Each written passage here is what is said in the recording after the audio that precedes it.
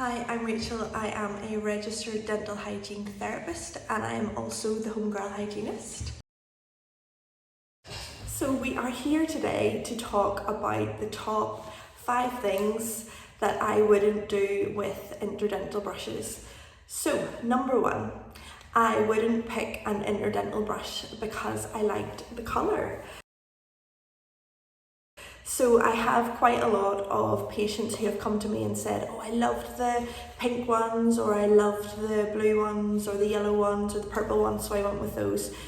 Each interdental brush is colour coded to be a specific size, and each size is going to work differently depending on the space in between your teeth that you're using it in. So each brand also has its own set of colours, so it's always really good to check with your dental hygienist or dentist that you're using the appropriate colour for each space in between your teeth.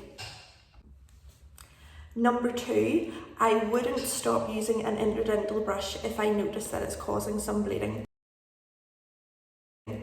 I say this to my patients all the time. I am totally expecting, especially if it's been a while since you've used an interdental brush in between your teeth, to see some bleeding whenever you're using it. This is because after 24 hours, plaque gets coated in something called a slime layer, which can only be removed physically by brushing or using an interdental brush or some floss.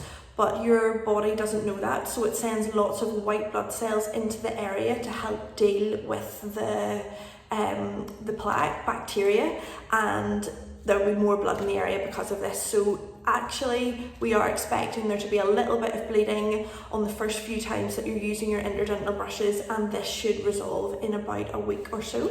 Number 3, I wouldn't stop using my interdental brush if I noticed a bad smell or a taste whenever I was using it. So bacteria in between your teeth are actually one of the main sources of bad breath.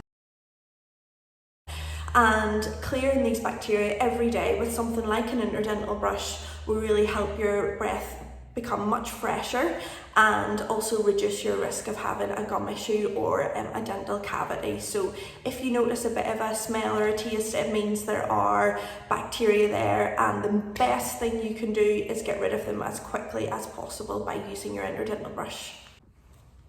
Number 4, I wouldn't use an interdental brush that is the wrong size. So this is a bit of a two-way street. We don't want to be using an interdental brush that's too small, because it's not going to be clearing anything out of the gap. At the same time, we don't want to use an interdental brush that's too big. We don't want to be forcing anything through in that, which could be traumatic. So it should feel like it's moving something out of the way. They should feel snug. They shouldn't feel though massively inappropriate or that you need to put a lot of force behind them. At the same time, they shouldn't be wiggling around either.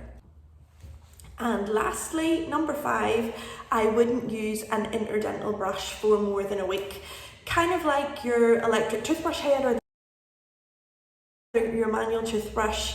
After a certain amount of time, these brushes are going to start harbouring some bacteria, and they may become bent, or the bristles may become out of shape, and they're not going to be cleaning appropriately. So to make sure that you're doing the most effective job possible, I would change my interdental brushes once a week. Thank you so much. I hope you enjoyed this video. If you've got any questions, you can comment below or leave me a DM, and we'll see you again soon.